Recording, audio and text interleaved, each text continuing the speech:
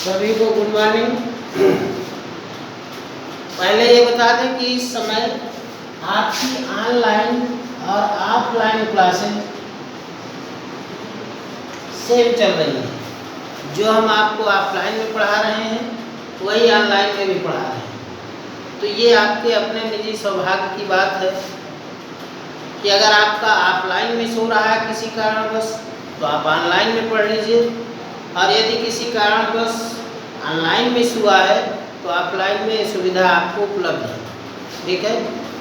और अगर आप नहीं पूरा कर पा रहे हैं, और दूसरी चीज़ ये है कि 1 टाइम्स कोर्स आपका पूरा ख़त्म हो चुका है, ये सेकेंड टाइम्स कोर्स पढ़ा रहे हैं हम, इसको आप चाहे रिवीजन समझ लीजिए या फिर ये मान के चल लीजिए कि विद्यालय अभी अभी खुला है 1 अप्रैल से और अभी नई क्लासेस शुरू हुई। अगर ऑनलाइन आपका इसके पहले का कोर्स मिस हुआ है तो उसमें परेशान होने की ज़रूरत नहीं है। बहुत बड़ी अपॉर्चुनिटी ये है कि आप ऑफलाइन आते हैं या ऑनलाइन आते हैं, दोनों व्यवस्थाओं में आपको बिल्कुल जहां हमने फर्स्ट ईयर में पढ़ाया था, जहां से ख़त्म किया था सेकेंड ईयर का कोर्स, उसी के जस्ट आगे बिल्कुल सीरियल से, कहीं पर कोई जल्दबाजी नहीं, कुछ भी कम नहीं करना है। तो वही चीज़ हम दोबारा सेम पढ़ा रहे हैं। ऑफलाइन भी क्लासेस चल रही हैं, ऑफलाइन का पूरा फ़ायदा लीजिए एक सहमति पत्र दे करके। ठीक है। ऑनलाइन में भी जहाँ कहीं से मिस हो जाता है, तो इस समय हम फर्स्ट लेसन के पहले टॉपिक के कुछ न्यूमेरिकल्स की सीरीज चला रहे थे, न्यूमेरिकल्स बता रहे थे। न्यूमेरिकल्स छोटे जरूर हैं, लेकिन उसमें भौतिक विज्ञान कहाँ कहाँ छिपी हुई है, इनकी जानकारी बहुत अच्छी होती है।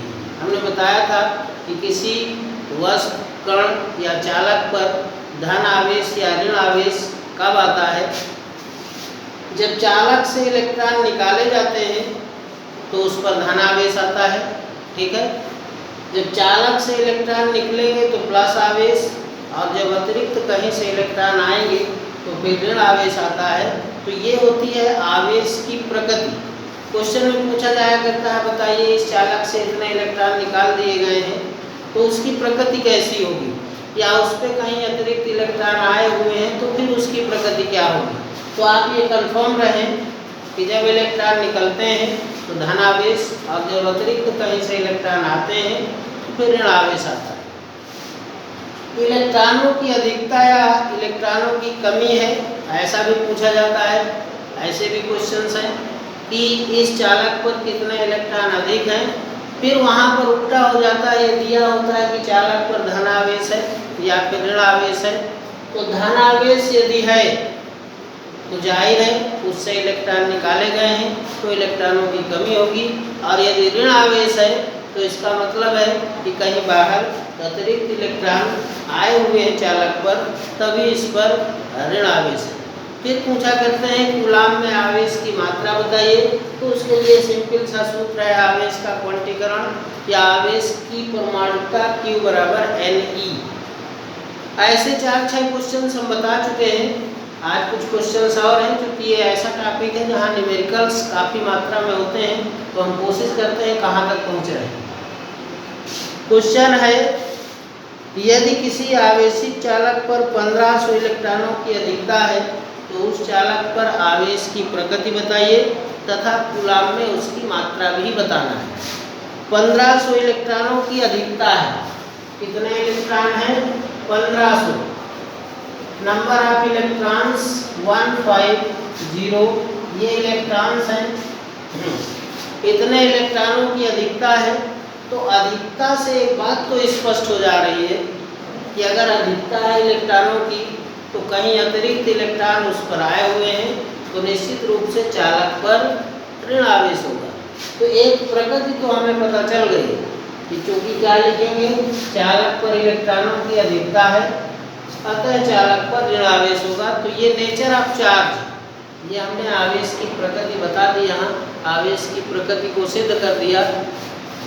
उसकी मात्रा अगर बतानी है तो Q इक्वल टू यानी मतलब 1500, और ये एलिमेंट्री चार्ज है तो बिल्कुल जबान पे रटा ही होना चाहिए। ठीक है। 1.6 × 10⁻⁹ तो ये मात्रा आएगी कूलाम में, आप इसका गुणा कर लीजिए, इसको सरल कर दीजिए। तो प्रकृति तो आ गई निगेटिव, प्रकृति क्या है? निगेटिव। क्यों? इलेक्ट्रॉनों की अधिकता है, अधिकता होने के कारण प्रकृति क्या है? प्रकृति हो जाएगी आपकी निगेटिव, और कूलाम में आवेश की मात्रा क्या हो जाएगी? ये 1500 मल्टीप्लाई बाई 1.6 गुणा 10⁻⁻19, इसकी कैलकुलेशन कर दीजिए, उत्तर मिलेगा। नेक्स्ट है, एक धातु के गोले पर 2.0 गुणे 10⁻⁹ कूलाम ऋण आवेश उपस्थित है, तो इस पर सामान्य अवस्था से कितने इलेक्ट्रॉन अधिक हैं या फिर कितने इलेक्ट्रॉन कम है? चालक पर ऋण आवेश है, कैसा आवेश है? चालक पर ऋण आवेश है, कितना है? 2.0। According to question Q equal to 2.0 10⁻⁻19 coulomb, ठीक है। और ये एलिमेंट्री चार्ज है 1.6 multiply by 10⁻⁻19 coulomb. Number of electrons n, ठीक है। और क्योंकि चालक पर ऋण आवेश है, ठीक है, ये दिया हुआ है, तो इसका मतलब है कि इलेक्ट्रॉनों की अधिकता होगी। इसका मतलब है ऋण आवेश है तो इलेक्ट्रॉनों की अधिकता होगी। और फिर यहाँ से आप Q N E, तो N equal to Q by E, Q equal to 2.0 10⁻⁻9 1.6 गुणे 10⁻⁻19, इसको कैलकुलेट कर दीजिए, तो नंबर ऑफ इलेक्ट्रॉन्स मिल जाएंगे। और प्रकृति कैसे पता चलेगी? क्योंकि चालक पर ऋण आवेश है, अतः चालक में इलेक्ट्रॉनों की अधिकता होगी। नेक्स्ट क्वेश्चन है, धातु के एक टुकड़े पर +1 nano coulomb, +1 nano coulomb according to question,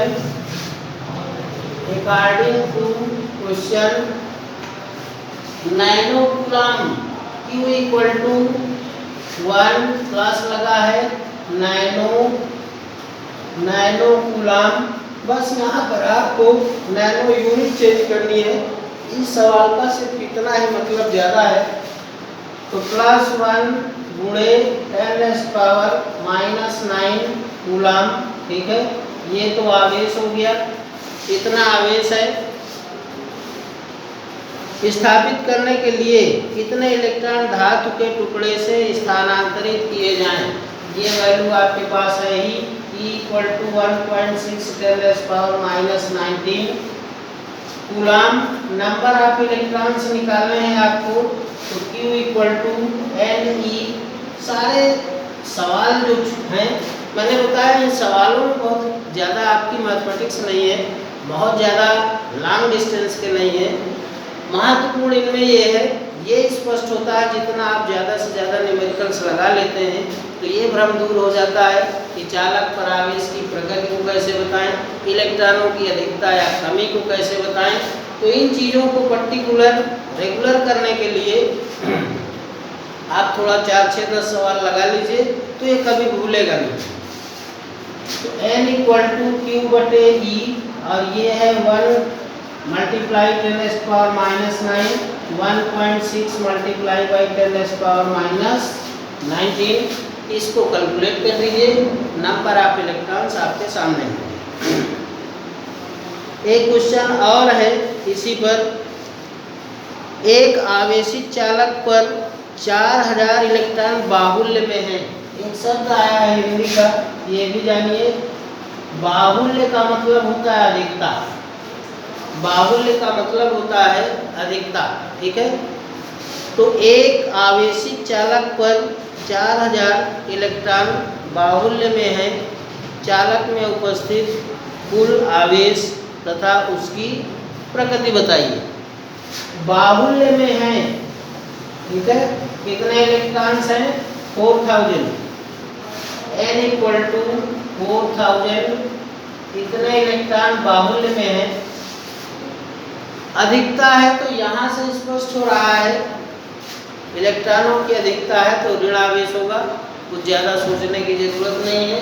और फिर आपको प्रकृति तो पता चल गई कि ऋण होगा और कितना आवेश होगा, 4 1.6 10⁻⁻⁹ मल्टीप्लाई कर दीजिए, गुणा कर दीजिए। तो ये लगभग मैंने 8 से 10 क्वेश्चन ऐसे बताए हैं जिनमें आवेश की प्रकृति, इलेक्ट्रॉनों की अधिकता या कमी, ठीक है, ये सारी चीज़ें स्पष्ट हो रही हैं। तो इन छोटे क्वेश्चनों को लगा करके इस दुविधा और भ्रम को दूर कर लीजिए कि कब ऋण आवेश होगा, कब धन आवेश होगा, कब इलेक्ट्रॉनों की अधिकता होगी या फिर कब इलेक्ट्रॉनों की कमी होगी, प्रकृति कैसी होगी, मात्रा कैसे निकालेंगे। ये अगर कंफर्म हो जाते हैं तो फिर बड़े सवालों की सीरीज फिर आगे शुरू करते हैं। पहले इतने क्वेश्चंस आप करें और ये ऑफलाइन में दिए ही हैं, ऑनलाइन और ऑफलाइन आपका एक साथ चल रहा है, मैंने बताया है, ठीक है। तो कहीं अगर आप ऑफलाइन मिस कर रहे हैं तो ऑनलाइन यूज कीजिए, ऑनलाइन में मिस कर रहे हैं तो ऑफलाइन यूज कीजिए, मतलब आपको पढ़ना ही है, ठीक है। अगर आपने मन बना लिया है कि हमको पढ़ना है, हमारा कोर्स नहीं छूटे, ठीक है, पूरी तरीके से जो एक बार अगर हमने लापरवाही की है, छूट गया है, तो दोबारा हमको फिर मौका मिला हुआ है और इस मौके को 100% भुनाने का प्रयास कीजिए। बहुत बहुत धन्यवाद है। कल आगे बढ़े।